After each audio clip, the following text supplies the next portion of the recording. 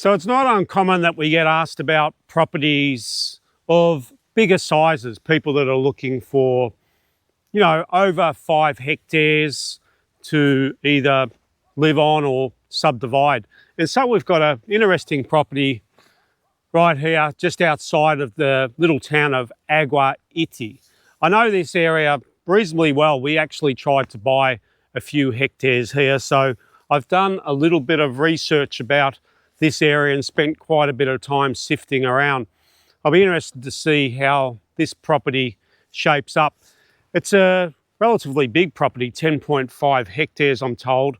The frontage is about 105 metres and it's shaped like a smaller section at the front and then it sort of opens up into a larger section.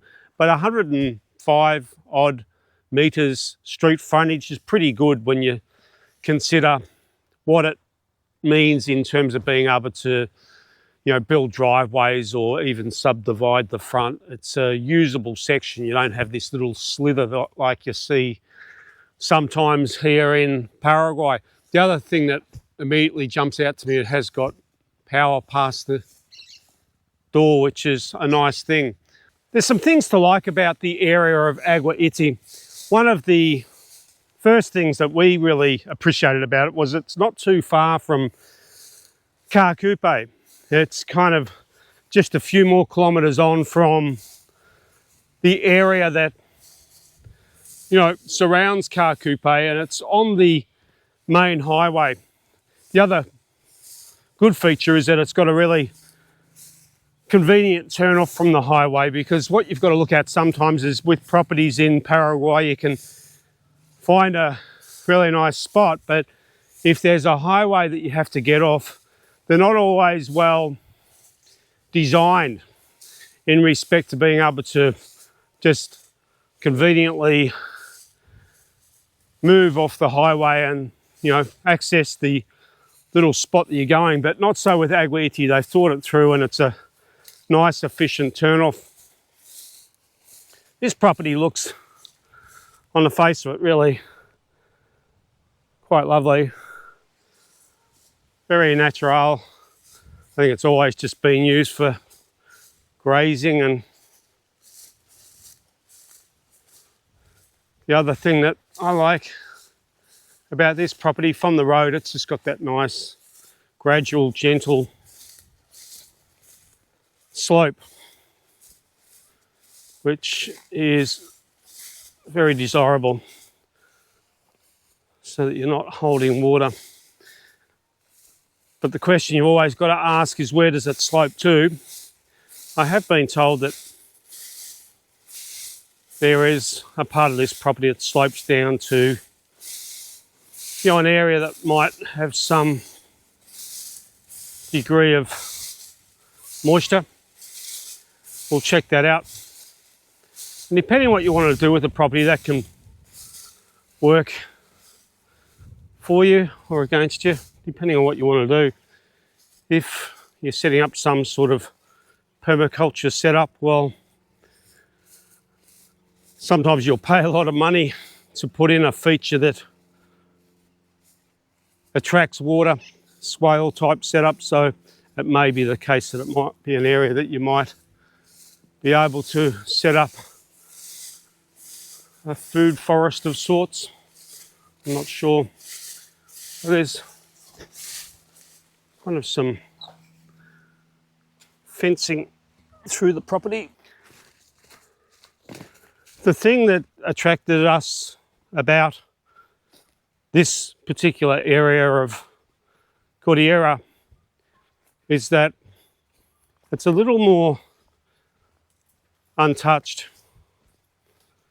than some of the places closer to Carcupe. It just sort of has a bit more of a original feel to it. It's not as built up or developed.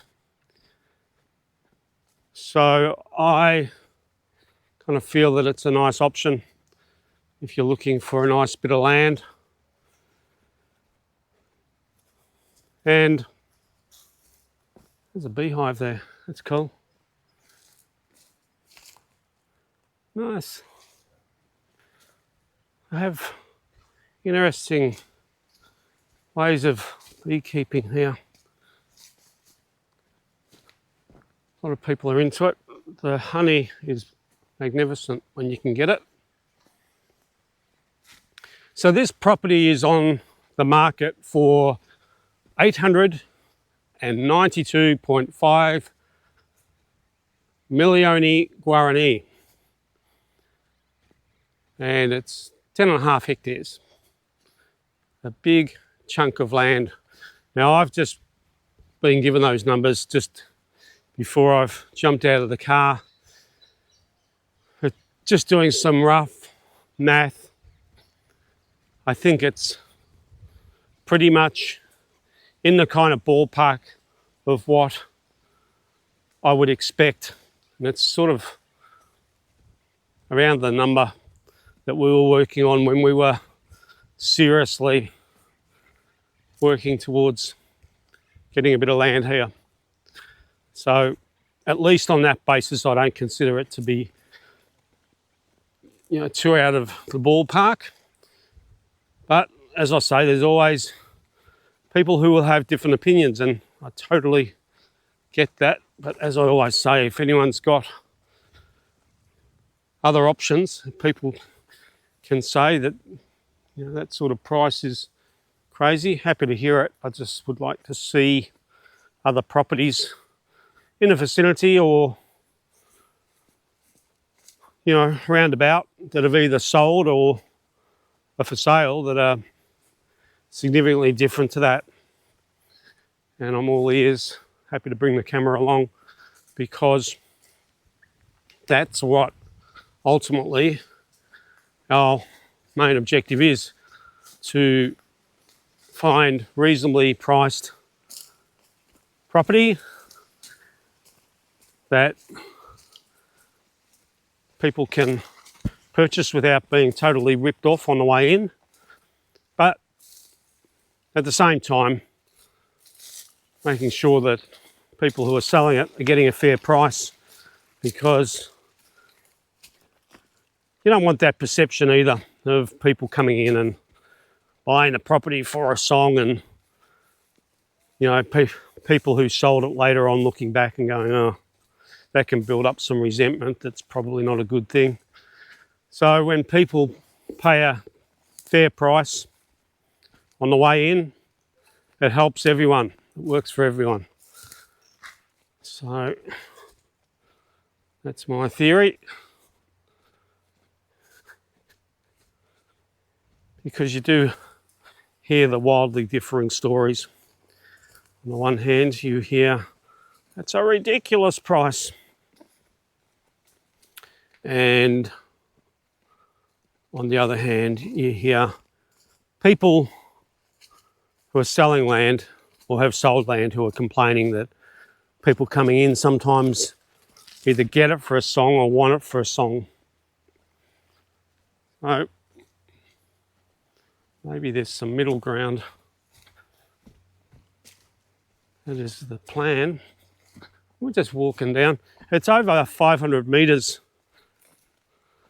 to the back of the property, so it goes back a way. And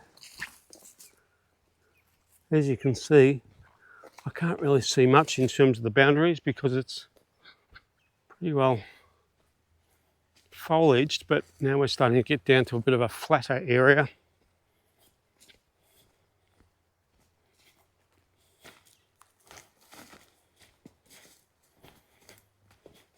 Of course, if you had have watched the video I did with Alan, the surveyor, you would know that if you were to buy any sort of property like this that's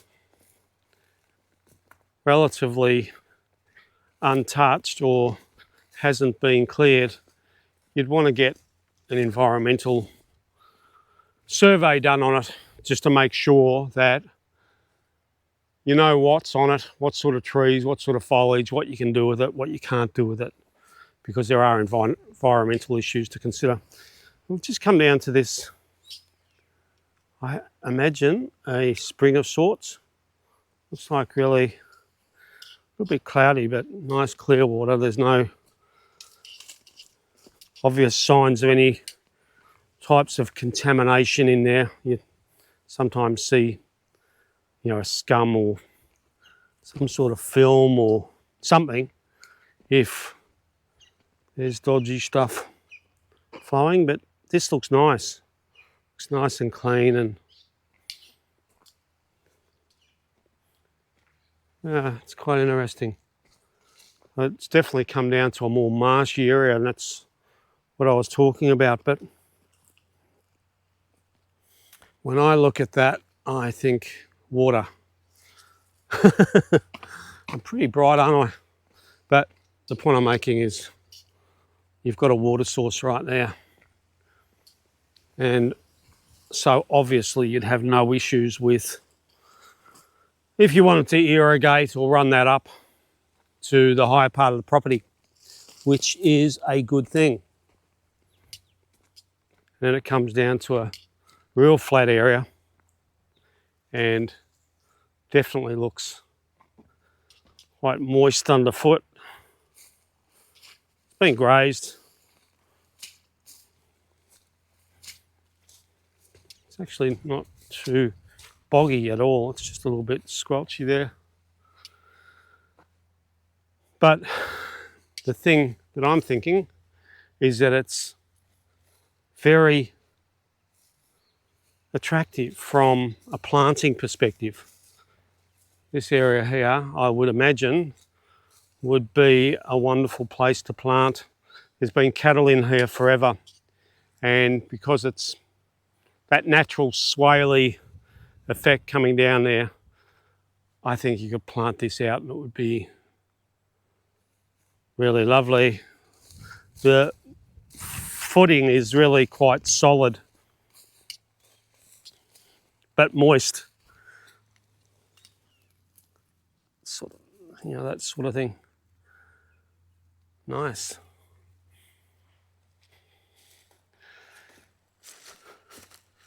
Now, you'd obviously have to do your homework to work out where that land sort of really plateaus off down here, and just work out how much area you've got for potentially building and how much you might want to devote to a food forest of sorts or whatever you'd want to do down here. But I think this is really lovely. When I get told about properties and someone says, oh, there's a area that is holding some water, I'm always a bit, well, sometimes it's holding it to the extent that it's kind of, well, it can be a challenge, even if you want to get a implement or vehicle down there. But on this land here, you could ride it, definitely a quad or I think a tractor, no problema on a lot of it. It's pretty dry.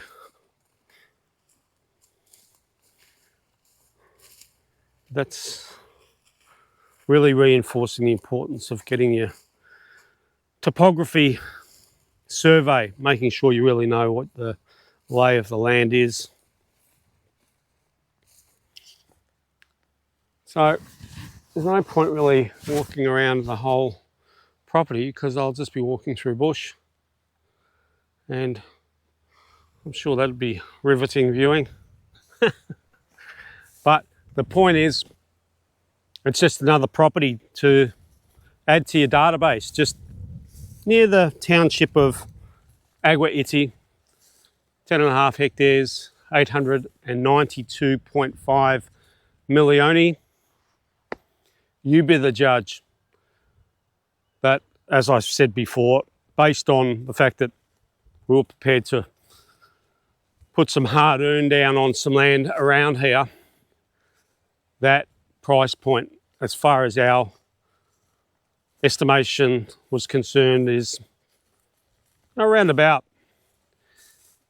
And the other good thing about this area is 10.5 hectares.